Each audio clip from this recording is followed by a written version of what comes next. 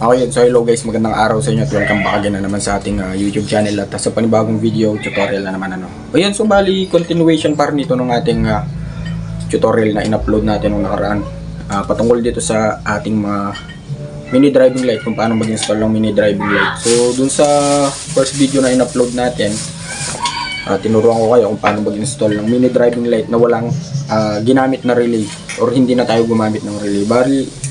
Bali ngayong araw, tuturuan ko naman kayo kung paano mag-install ng mini driving light gamit lamang ang isang relay. So nag-umpisa tayo sa walang relay ngayon, meron na tayong gagamitin pero isa lang. And sa susunod gagamit tayo ng dalawa, tatlo, ayun. So ito yung relay natin, nandito pa rin yung ating mga gagamitan. May battery tayo dito. Yan na tayo, hindi ko na patatagalin pa, no? So umpisa na natin. Okay, yan. So ito na mga boss yung ating mga gamit Bali, andito na yung mini driving light natin, tapos yung battery natin nandito na. So meron tayong positive at negative doon.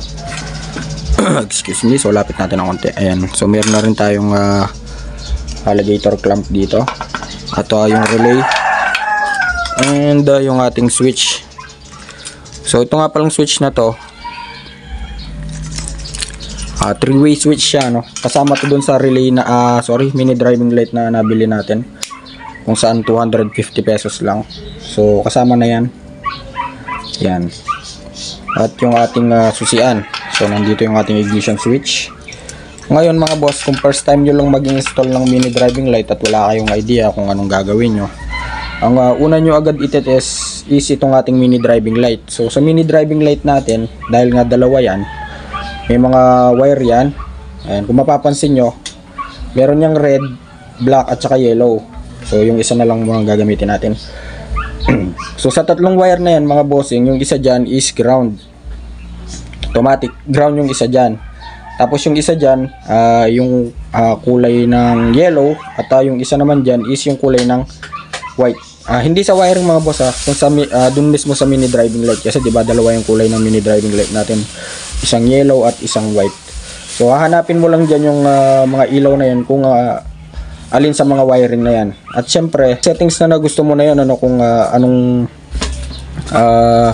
ilaw ba yung gagamitin mo, kung yung low ba is yung yellow or yung high ba is yung white. So para malaman mo or para mahanap mo kung alin dyan yung yellow at white, so subukan natin itong black wire ng mini driving light sa negative at yung yellow naman sa positive. Ayan, so lapit natin. So ganyan lang mga boss mag-test. So umilaw yung ating mini driving light. So ibig sabihin, yung black yung ground natin, tapos yung yellow wire, siya yung yellow light. So test naman natin yung isa. Ayan, so ibig sabihin yung red, siya yung white. So dahil nga parehas lang yan, so pagsasamahin agad natin yan. Ayan, pagsamahin agad natin yung dalawang red, dalawang yellow at dalawang black.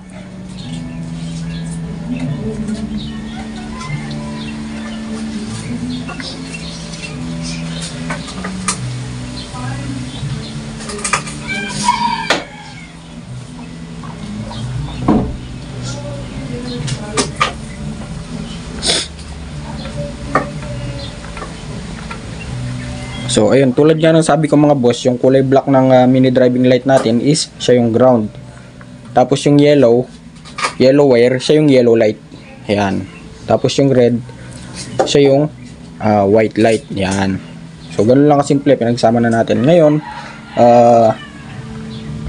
before tayo mag-install niyan, syempre meron na tayong relay dito. And meron din tayong ignition switch dito.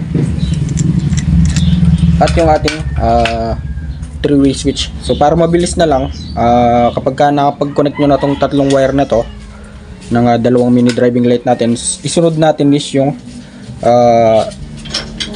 3-way switch. So sa 3-way switch, para malaman natin or para matest natin, dyan sa tatlong wire na yan mga bossing, yan tatlong wire na yan, positive lahat yan, walang negative dyan, walang ground wire dyan. So ibig sabihin positive yung tatlong wire na yan. And isa sa mga wire na yan, yung common na tinatawag or yung pinapasukan ng current. So yun yung hahanapin natin ngayon. Ngayon para malaman natin yun, para mahanap natin yun. So trial and error natin. So pag kukonek-konekan natin itong mga wire na to para malaman natin. So tulad nga ng sabi ko, para mapailaw natin yung mini driving light natin, automatic yung black sa ground. Next naman, so dahil alam ko na mga boss, no. So dahil alam ko na yung positive yung red kasi siya yung pinaka-common natin. So ibig sabihin, itatap natin yan sa positive. Yan. Tapos yung green, so dito tayo mag-try. So pag-connectin muna natin yung green sa yellow. Green ng 3-way switch sa yellow wire ng mini driving light. Ngayon kunin natin yung switch, subukan natin kung anong iilaw. Okay, so umilaw yung yellow, ibig sabihin ganyan yung settings na naipag-connect natin. Tapos in-on pa natin ang isa, yung white naman. So pwede natin pagbalik pa rin yan kung ayaw nyo yung settings na ganon. So yung white ang yung black ang i-connect natin sa yellow wire. Pagpapalitin lang natin mga boss, ano. Yan. Ito kasi yung tinatawag na trial and error para malaman natin kung ano ba yung ilaw na aakma dun sa settings na gusto natin. Ayun, so napagpalit na natin, ano. Ako kasi sanay ako sa ganitong settings mga boss. So dito sa 3-way switch natin, kapag in-on natin to ng isang beses, kailangan white yung iilaw. Yun. So kapag in-on pa natin ng isang beses, yellow naman. So ganun kasi yung settings na nakasanayan natin.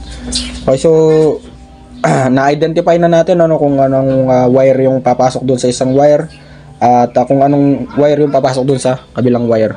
So ngayon baklasin natin yung positive na kinonect natin dito sa may positive terminal ng battery. Dito ngayon papasok yung ignition switch natin mga boss. Sa ignition switch, mapa 4 wires or mapa 2 wires, iisa lang yung principle nyo, no?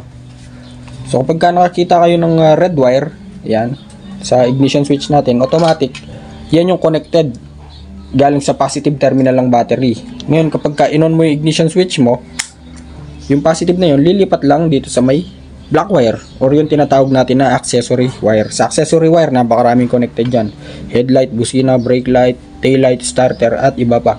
So dahil nga excuse me, magko-connect tayo ng mini driving light na isang relay, so try muna natin para magkaroon kayo ng idea. So kapag itong red ng 3-way switch, i-connect natin dito, ayan, kontrolado na siya ng ignition switch mga boss, ano. So ibig sabihin hindi na siya on basta-basta kapag hindi nakasusi yung ating ignition switch. For example,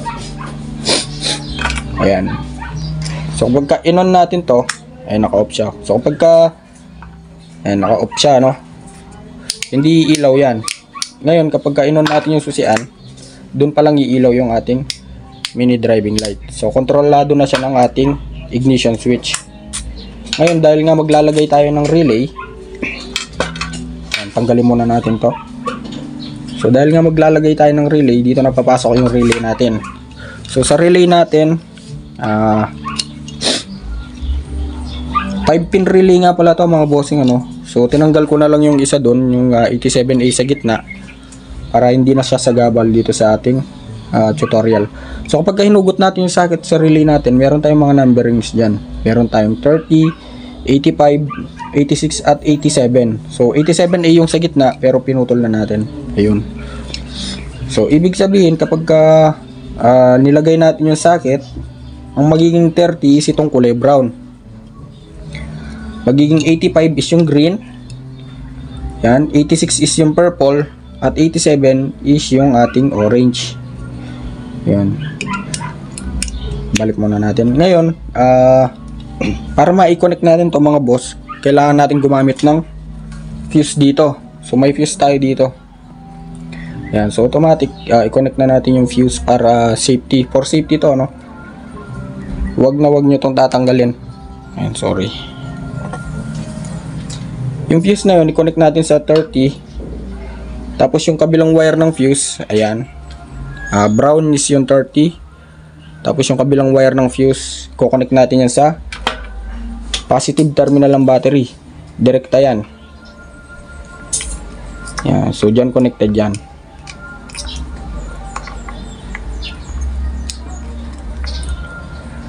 Ay, so connected na yung fuse natin, ano. Yan. Andyan pa rin yung ignition switch natin, mga boss. Ngayon dito sa relay natin, ayan. Yung 87, siya yung tatakbo ngayon dito sa may switch. Sa 3-way switch na kinonect natin. Yung red wire ng 3-way switch. Yan yung i-connect natin sa orange. Kasi yan yung output. Yan.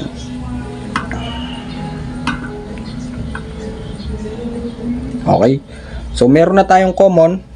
Yung 30 ng relay connected na yan sa positive terminal ng battery with fuse yan, mga boss, for safety purposes. Tapos yung output is yung 87, tatakbo na yan dito sa may 3-way switch, sa may common ng 3-way switch. Again, tulad nga ng sabi ko, dito sa tatlong wire na to ng switch, lahat yan is positive. So even tong orange wire na to, tong 87, positive yan. Ngayon, balik tayo dito sa relay. Sa relay, meron tayong trigger na tinatawag dyan. Natanggal yung ating 30. Yan. So, meron tayong trigger dyan, which is itong purple at saka green. So, sa relay natin, para mapagana natin yung relay, kailangan nga natin ng trigger, which is itong green at saka purple, kung saan dito papasok yung positive at negative natin para matrigger yung relay at mapa-andar niya yung ating mini driving light. So, ang sabi, yung 85 is green. So, i-connect na natin to sa ground. Yan.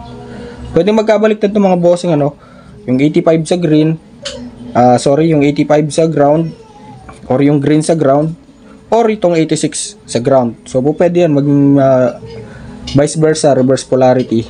So, kahit saan dyan sa dalawa na yan, basta kailangan lang ng positive at negative, or negative at positive. So dahil 85 yung green natin, so yun na yung i-connect natin sa may negative terminal ng battery. Okay, so isama na natin yan dito sa negative. Or po pwede rin to sa chassis, mga boss, ano, kung saan mas malapit. Mas mainam kung sa chassis kasi hindi na kayo gagamit ng mahabang wire. Yan, so connected na yung ground ng ating mini driving light, ground ng relay. So positive na lang yung kailangan para matrigger yung ating relay. So dito na ngayon papasok yung accessory wire. So yung 86, siya yung i-connect natin sa may accessory wire. Yan. So ayan, connected na, mga boss, ano. Yan. Na i-connect na natin yung yan, wait lang, ayusin lang natin. So, na-connect na natin yung ating 86 sa may accessory wire. Again, yung brown ng ating relay, which is 30, ayan, dinugtungan natin ng fuse. Yan, may fuse yan, 15 amps fuse. Tapos yung kabilang wire ng fuse, tumakbo na yan sa positive terminal ng battery. Yung 87 ng relay, i-connect natin yan sa may common, or main supply ng ating 3-way switch. Ayan. Tapos, yung positive naman ng relay natin, or yung 86 trigger, i-connect natin siya sa may accessory wire. Tapos, yung ground, ayun, kinonect na natin sa negative terminal, or yung green. So, ganun lang kasimple, mga bossing. At, yun, subukan na natin. Kontrolado pa rin yan ng ating ignition switch, mga boss, ano. On na natin to. At, kailangan iilaw na yung ating mini driving light. Yun, so umilaw yung ating mini driving light with one relay. So ganun lang kasimple, mga boss. Ngayon, kung mapapansin nyo dito,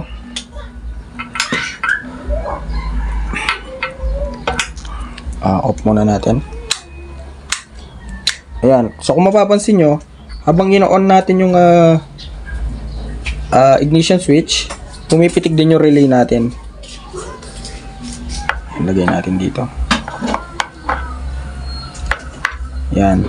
So kung mapapansin nyo yung relay natin, pumipitik din yan, umiilaw din yan, kasi nakasabay pa rin yan sa ating ignition switch. Ngayon, sa mga nagsasabi na meron daw tong bad effect. Ano mga bossing? Kasi daw laging trigger yung ating relay. Kasi kahit na hindi natin gamitin yung mini driving light, naka-trigger yung relay natin, which is totoo naman, naka-trigger naman talaga siya.